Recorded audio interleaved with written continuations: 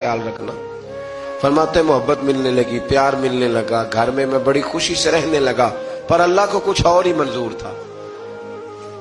आजमाइश पर आजमाइश जरा देखिएगा, पहले बाप का प्यार, फिर कुआं, फिर कुएं से बच गए तो मिस्र की मंडी। फरमाते वहां से मैं बच के आया, अजीज मिस्र के घर रहने लगा। जुलेखा फरेफ्ता हो गई, गुनाह की दावत देने लगी। तो हजरत यूसुफ ने कहा काला माज अल्लाह, मैं अल्लाह की पनाह चाहता हूं। सारे दरवाजे बंद करके जब वो पीछे भागी, असल हसीन वही शख्स होता है जो अपने बातन के हुस्न को बचा लिया करता है। जो सौदागरी करने लगे वो थोड़ा हसीन होता है। हजरत यूसुफ अलैहिस्सलाम जब भागे तो उसने पीछे से पकड़ के कुर्ता खींचा, कुर्ता फट गया। अभी आप दरवाजे तक पहुंचे थे, अजीज मिस्र खुद आ गया। उसने आगे कहा ये क्या हो रहा है? तो उसने मकर किया, जुलेखा ने, कहने लगी कि होना क्या है, इसको घर में रख के पाला है, अब जवान हुआ है तो माज़अल्लाह इसने मेरे तरफ दस्त दराजी करने की कोशिश की है। हजरत यूसुफ फिर खामोश हो गए। भाई बेच रहे थे तो फिर भी खामोश थे। कभी कभी कुछ चीजें खामोश रह के सहनी पड़ती। जख्म पे जख्म खा के जी, खूने जिगर के घूंट पी, आह न कर लबों को सी, ये इश्क है को दिल लगी नहीं। हजरत यूसुफ अलैहिस्सलाम फिर चुप है। जुलेखा ने बड़ी बातें की। एक दाना आदमी था, कुरान कहता है एक बोला बोलने वाला, एक अक्लमंद बोला। उसने कहा देखो, ना जुलेखा की सुनो ना यूसुफ की सुनो। अगर तो कुर्ता आगे से फटा हुआ है तो फिर गलती है जनाब यूसुफ की, और अगर पीछे से फटा है तो फिर जुलेखा की गलती। हजरत यूसुफ की माज़अल्लाह फिर गलती। तो अजीज मिस्र ने कुर्ता देखा तो पीछे से फटा था, लेकिन इमाम कुर्तुबी कहते हैं वो कोई अक्लमंद आदमी नहीं, वो तो 4 महीने का बच्चा था। वो एक 4 महीने का वो करीब था। हजरत यूसुफ अलैहिस्सलाम की गवाही देने के लिए अल्लाह ने उसे जुबान दी थी। जुलेखा के मामू का बेटा था, 4 महीना का गहवारे में लेटा हुआ, जब बादशाह से फैसला नहीं हो रहा था और बादशाह परेशान था। अजीज मिस्र के किसी को जाके बताऊंगा तो कोई क्या सोचेगा, इसके घर में क्या कुछ होता है। कहते परेशान था तो पंघूड़े से बच्चा बोल पड़ा। कहने लगा बादशाह अगर तो कुर्ता आगे से फटा है तो फिर माज़अल्लाह गलती हजरत यूसुफ की, अगर पीछे से फटा है तो फिर जुलेखा की। तो कुर्ता पीछे से फटा था। हजरत यूसुफ के हक में गवाही मुकम्मल हो गई। अब आहिस्ता आहिस्ता ना दरबार में, महल में बात फैलने लगी। तो बीवियां कहने लगी ओहो, जुलेखा तो एक गुलाम पे आशिक हो गई है, एक गुलाम पे। तो जुलेखा कहने लगी तू अजय मेरा महबूब नहीं डिठा। ये रटे डालने वाले देखते नहीं और दूर खड़े रह रह के कहानियां सुनाते रहते। उसने कहा तूने अभी देखा नहीं ना, तूने अभी, ये क्या पता हो कि माजरा क्या है। तो कहने लगी नहीं तू गुलाम पे। उसने कहा चलो तजर्बा कराती हूं। सारी औरतों को बिठाया, हाथ में एक एक सेब दिया, एक एक छुरी दी, और जब पूरी तैयारी हो गई फल काटने की औरतों की, तो जनाबे यूसुफ से कहा जरा झलक तो दिखाओ। तो हजरत यूसुफ ने जब झलक दिखाई तो कुरान कहता है सेब काटने की बजाय हाथ काट लिए, और कहने लगी ओहो ये कोई बशर नहीं, ये तो कोई फरिश्ता है, ये कोई फरिश्ता है, ये तो कोई अल्लाह तबारक व तआला की तरफ से आने वाला, कोई करामत वाला, इज्जत वाला, शान वाला फरिश्ता है। तो जुलेखा कहने लगी समझ आई है फिर, तो मुझ पर शिकवा करती थी। तो अब वो बात भी आहिस्ता आहिस्ता फैलने लगी कि हजरत यूसुफ अलैहिस्सलाम की गलती नहीं, गलती जुलेखा की। अब बादशाह ने जुलेखा से कहा कि अगर तो मैं तेरी बात करूं तो तेरे साथ मेरी बदनामी का भी डर है, क्या करे। तय ये पाया कि हजरत यूसुफ को जेल में डाल दिया जाए। पहले भाइयों के थप्पड़, फिर कुआं, फिर मिस्र की मंडी, फिर जुलेखा का इल्जाम, और फिर बारी आ गई जेल जाने की। हजरत यूसुफ अलैहिस्सलाम को जेल में, कुछ ने लिखा है 12 साल जेल में रहे, जेल में डाल दिया। हजरत यूसुफ अलैहिस्सलाम जेल में क्या करते, वाज फरमाते, तबलीग फरमाते, लोगों को अल्लाह की तौहीद की दावत देते। वहां जेल में ना एक शख्स ने ख्वाब देखा। उसने देखा कि मेरे सर पे ना परिंदे खा रहे। तो हजरत यूसुफ कहने लगे इसकी ताबीर ये है कि तुझे कत्ल किया जाएगा। تیری لاش کچھ دیر پڑی رہے گی تو پرندے تیرے سر پہ آ کے بیٹھیں گے، یہ تعبیر ہے۔ ایسا ہی ہوا، واقعی وہ شخص قتل ہو گیا۔ ایک شخص نے دیکھا کہ وہ شراب کشید کر رہا ہے، اس نے بھی تعبیر پوچھی تو آپ نے فرمایا تو اپنے بادشاہ کو پلائے گا۔ محسوس ہوتا ہے کہ اتنی دیر تک شراب ناجائز نہیں تھی، تو اس کو شراب پلائے گا، یہ اس کی تعبیر ہے۔ وقت گزرتا گیا۔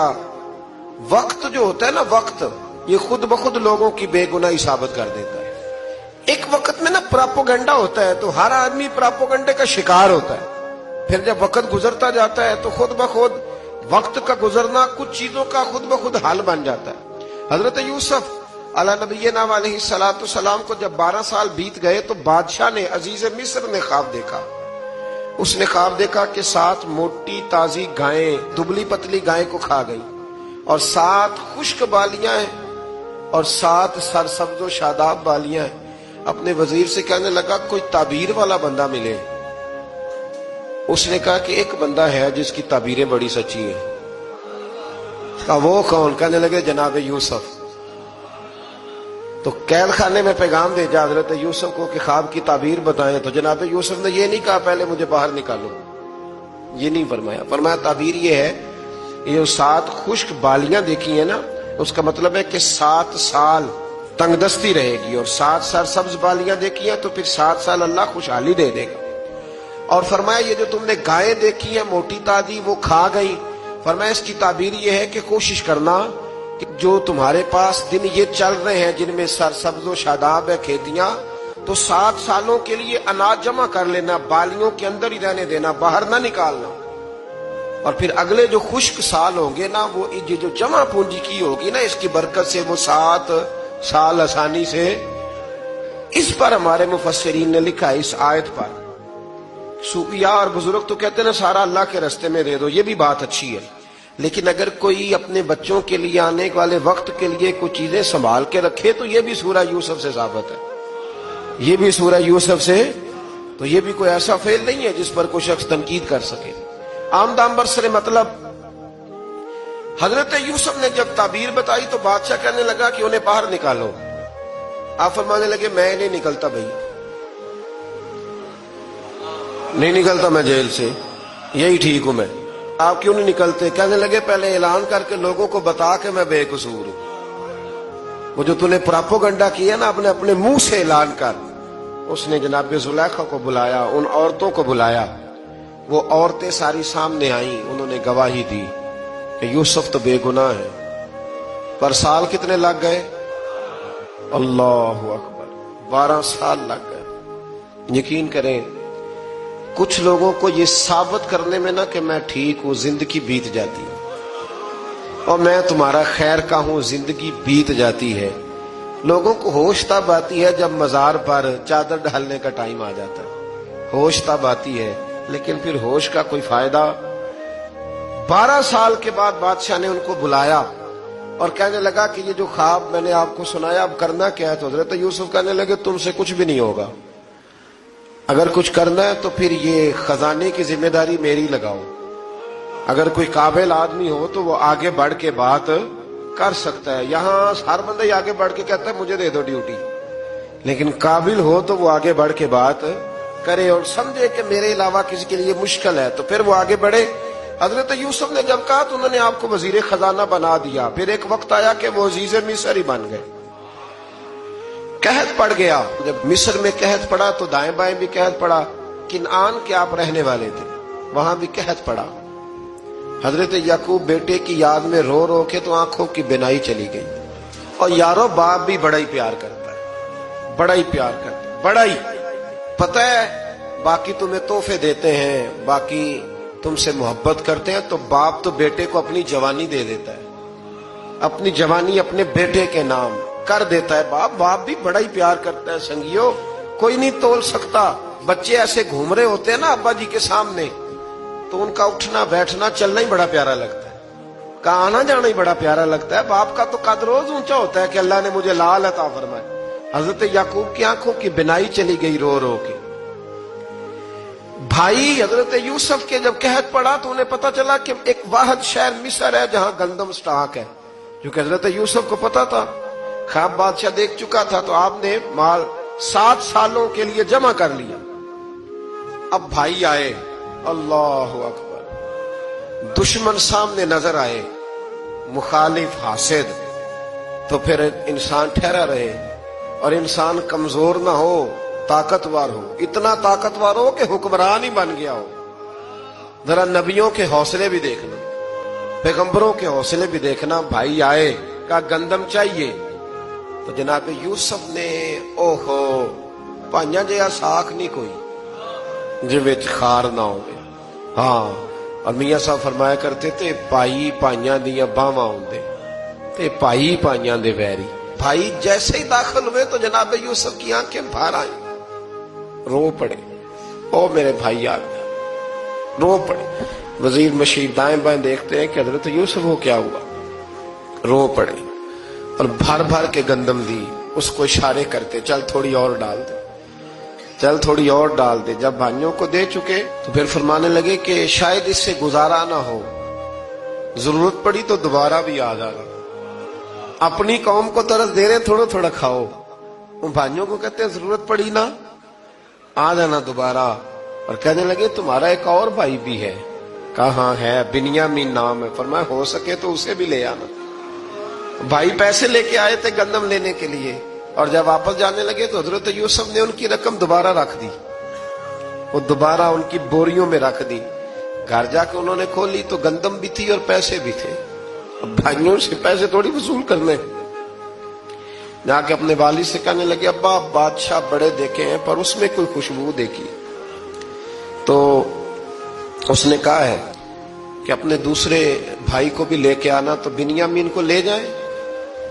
حضرت یعقوب فرمانے لگے پہلے بھی تم پہ بھروسہ کر چکا ہوں، بار بار نہیں کروں گا، یوسف گوا چکا ہوں.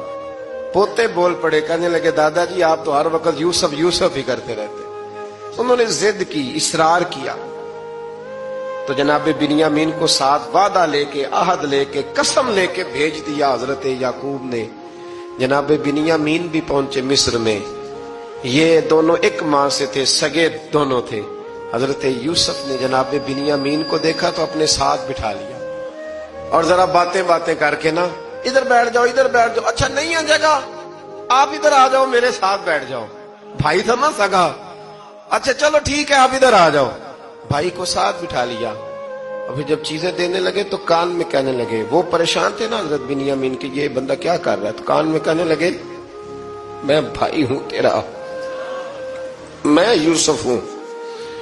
تو اس طرح کہا یار تھوڑے دن میرے پاس رہ نہیں جاتا. حضرت بنیامین کہنے لگے رہ جاتا ہوں. رہ گئے جناب بنیامین. اب کہا نہیں میں نہیں بھیجوں گا. کچھ لوگوں نے یہ لکھا ہے کہ حضرت بنیامین کے جو بوری تھی اس کے اندر انہوں نے تھیلے کے اندر شاہی پیالہ رکھ دیا اور فرمایا اس کو ہم نہیں جانے دیں گے ہمارا پیالہ. کیسے؟ یہ نہیں کہا کہ یہ چور ہے، کہا پیالہ کیسے آیا اس کے تھیلے پہ، لہذا یہ ابھی ہم رہے گا ہمارے پاس، دیکھیں گے. وہ باقی چلے گئے. تو یہودا کہنے لگا کہ میں نہیں جاتا، میں یہیں ٹھہروں گا، اس لیے کہ میں باپ کو کیا بتاؤں گا کہ پہلے بھی میں کرتا میں ہی لے کے گیا تھا یوسف کا، اب میں کیا بتاؤں گا. واپس گئے اور جا کے بتایا کہ جناب بنیامین کو انہوں نے رکھ لیا ہے، معاملہ بن گیا ہے. وہ کہتے ہیں کیسے پیالہ آیا ہے، شاہی پیالہ. حضرت سیدنا یعقوب علیہ السلام فرمانے لگے میں نے تمہیں پہلے ہی کہا تھا کہ تم میرے بنیامین کو بھی لے جا رہے ہو. پہلے میں بھروسہ کر کے یوسف کے معاملے میں پریشان ہوں. فرمایا اس طرح کرو، جاؤ ڈھونڈو جا کے میرے یوسف کو اور ڈھونڈو جا کے میرے بنیامین کو، جاؤ تلاش کرو. اللہ اکبر. بھائی دوبارہ آئے، گندم بھی ختم ہو گئی تھی. آتے ہی کہا کہ اے عزیز مصر بڑی بری حالت ہے، ہم بڑے پریشان ہیں، ہمارے باپ کی رو رو کے آنکھیں چلی گئی ہیں، مہربانی کرو کچھ گندم بھی دے دو اور اس طرح کرو کہ ہمارا بھائی بھی ہمیں واپس کر دو تاکہ ہم اسے لے جائیں اور ہمارے والد گرامی کی آنکھیں ٹھنڈی ہوں. حضرت یوسف علی نبینا علیہ الصلوۃ والسلام ان کی باتیں بھی سننے لگے اور غور سے ان کے چہرے بھی دیکھنے لگے، غور سے. تو جب انہوں نے حضرت یوسف علیہ السلام کی طرف غور سے دیکھا تو حضرت یوسف کہنے لگے مجھے پہچانتے ہو؟ پہچانتے ہو؟ کہا نہیں. فرمانے لگے میں یوسف ہوں. قال انا یوسف، کہنے لگے میں یوسف ہوں، اور حضرت بنیامین کی طرف اشارہ کر کے کہنے لگے وہذا اخی، اور یہ میرا بھائی ہے، میں یوسف ہوں اور یہ میرا بھائی ہے۔ اور فرمانے لگے اللہ نے ہم پر احسان کیا ہے، اور جو تقوی اختیار کرتا ہے اور صبر کرتا ہے اللہ تعالیٰ اس نیک کے اجر کو کبھی ضائع، یہ نہیں فرمایا میں نے بڑے تقوی کی، یہ پرہیزگاری کی تو بچ گیا، فرمایا جو بھی تقوی اختیار کرے گا، جو بھی صبر کرے گا، اللہ اس نیک کے اجر کو کبھی ضائع نہیں کرے گا۔ پھر فرمانے لگے جاؤ آج تم پر کوئی گناہ نہیں، جاؤ ایک دم ہی اسی وقت ہی فرمایا جاؤ میں نے تمہیں معاف کیا، جاؤ میں نے تمہیں معاف کیا۔ اور فرمانے لگے میری دعا ہے کہ میرا رب بھی تمہیں معاف کر دے۔ پھر فرمایا یہ میری قمیض لے جاؤ، میرا کرتا، اور میرے باپ کی آنکھوں پہ ڈال دینا، امید ہے ان کی آنکھوں کی روشنی واپس آ جائے گی، جاؤ لے جاؤ۔ تو وہ کرتا لے کے گئے، اذهبوا بقمیصی ھذا، یہ میرا کرتا لے جاؤ۔ دیکھو اللہ والوں کے وجود سے جو چیز لگ جائے تبرک بن جاتی ہے۔ تو وہ کرتا لے کے گئے، بھائی ابھی دور ہی تھے، تو قرآن مجید کہتا ہے ابھی وہ دور تھے تو سیدنا یعقوب علیہ السلام فرمانے لگے بھئی مجھے یوسف کی خوشبو آ رہی ہے، مجھے نا یوسف کی، اللہ اکبر، کون اندازہ کرے باپ اور بیٹے کی محبت کا، مجھے نا خوشبو آ رہی ہے، یوسف کی خوشبو، مجھے خوشبو آ رہی ہے۔ تو حضرت سیدنا یعقوب علیہ السلام کی آنکھوں پہ ڈالا تو روشنی واپس آ گئی۔ کعبہ جی ذرا چل کے دیکھو تو صحیح رب نے آپ کے بیٹے کو کتنی شانیں عطا فرمائی۔ چلو نا، یہ 72 لوگ تھے جو یہاں سے چلے کنان سے، اور ہزاروں کا لشکر لے کر حضرت یوسف آئے، ہزاروں کا لشکر لے کے والد کے استقبال کے لیے۔ اور جب باپ بیٹے کی ملاقات ہوئی تو امام غزالی فرماتے ہیں 4 لوگ دنیا میں بڑا ہی روئے ہیں، ایک حضور بڑا روئے ہیں امت کے غم میں، اور ایک سیدہ فاطمہ بڑا ہی روئی ہیں حضور کے وصال کے بعد، اور تیسرا فرماتے ہیں یعقوب بڑا ہی روئے ہیں حضرت یوسف کے لیے، بڑا ہی، اور چوتھے امام زین العابدین بڑا ہی روئے ہیں واقعہ کربلا کے بعد۔ یہ 4 لوگ بڑا ہی روئے۔ پھر جب ملاقات ہوئی دونوں کی تو اس درد سے ملاقات ہوئی کہ ہر آنکھ اشک بار ہو گئی۔ باپ بیٹا اتنی وارفتگی سے مل رہے تھے، اتنی وارفتگی سے کہ دائیں بائیں انہیں خبر ہی نہ رہی کہ باقی لوگ بھی ہیں۔ حضرت علامہ اسماعیل حقی نے لکھا ہے کہ جناب جبریل امین حضرت یعقوب کے کان میں کہنے لگے بس کریں، اوپر تو ذرا نظر اٹھائیں، فرشتے بھی دیدار کے لیے آئے ہوئے ہیں، دیکھیں اللہ کے فرشتے بھی آئے ہیں اس منظر محبت کو دیکھنے کے لیے۔ حضرت سیدنا یعقوب علیہ السلام، حضرت یوسف کی والدہ، اور پھر آپ کے 11 بھائی سارے آپ کے لیے سجدے میں گر گئے۔ تو حضرت یوسف کہنے لگے ابا جی یہ وہ میرا خواب ہے جو میں نے بچپن میں دیکھا، یہ وہ میرا خواب ہے۔ حضرت سیدنا یعقوب علیہ السلام پھر کم و بیش لگ بھگ 23 سال، کچھ نے لکھا ہے 40 سال مصر میں رہے، اور جب وصال ہونے لگا تو حضرت یوسف سے فرمانے لگے بیٹا مجھے یہاں دفن نہ کرنا، مجھے وہیں لے جانا جہاں میرے والد دفن ہے۔ وہاں جا کے وہ دفن ہوئے۔ حضرت یوسف علیہ السلام نے پھر سالوں حکومت کی مصر پر، پھر وہیں ان کی تدفین ہوئی، اور جب تدفین ہوئی تو اختلاف ہو گیا، ہر قبیلہ کہتا تھا ہم نے اپنی طرف یوسف کو دفن کرنا ہے، اس لیے کہ جس طرف ان کو دفن کریں گے خوشحالیاں ہوں گی۔ پھر فیصلہ ہوا کہ سنگ مرمر کے تابوت میں رکھ کے حضرت یوسف کو دفن کیا جائے، اور دفن کرنے کے بعد ایسی جگہ پہ دفن کیا جائے جہاں سے پانی چھو کے گزرتا ہے۔ تو ان کو وہاں دفن کیا گیا، پانی چھو کے گزرتا تھا، لوگ کھیتیوں کو لگاتے تھے اور مصر سرسبز و شاداب رہتا تھا۔